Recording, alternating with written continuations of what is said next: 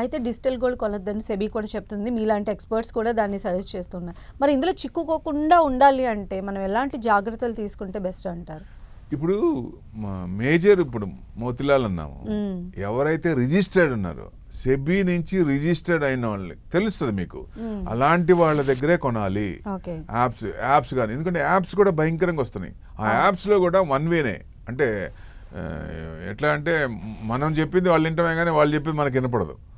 So same అట్లానే ఏదైనా వాళ్ళు చేసేదే కానీ మనకేముండదు, మన డబ్బులు వేయటమే కానీ తీసుకోవటం ఉండదు.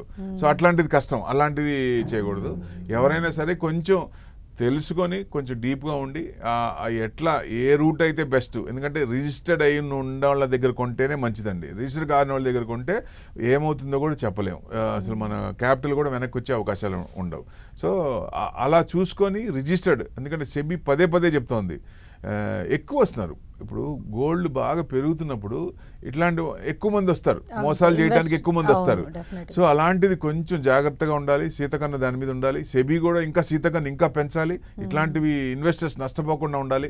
సో ఎవరైనా సరే, ఎందుకంటే స్ట్రింజెంట్ రూల్స్ రావాలి. పనిష్మెంట్ ఎవరైనా ఇది చేసినప్పుడు దొరికినప్పుడు స్ట్రింజెంట్ పనిష్మెంట్ ఉండాలి.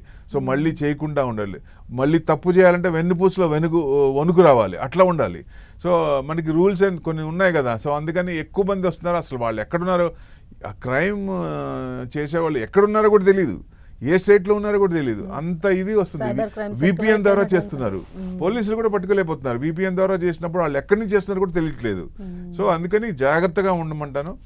ఫోన్ దగ్గర ఉంది, ఇంట్లోంచి బయటికి వెళ్ళాల్సిన పని లేదు, హ్యాపీగా ఇంట్లో నుంచే చేయొచ్చు కదా అని ఏది పడితే అది చెయ్యొద్దు. దయచేసి కొంచెం ఆలోచించండి. చేసే ముందు మన హార్డ్ ఎర్న్డ్ మనీ దాంట్లో పెడుతున్నామంటే ఇది కరెక్టా కాదా, రేపొద్దున మనకి వెనక్కి వస్తాయా లేదా, దీని మీద మనకి సేఫ్టీ ఉందా లేదా, సెబీ ముద్ర ఉందా లేదా, ఇవన్నీ ఇంపార్టెంట్.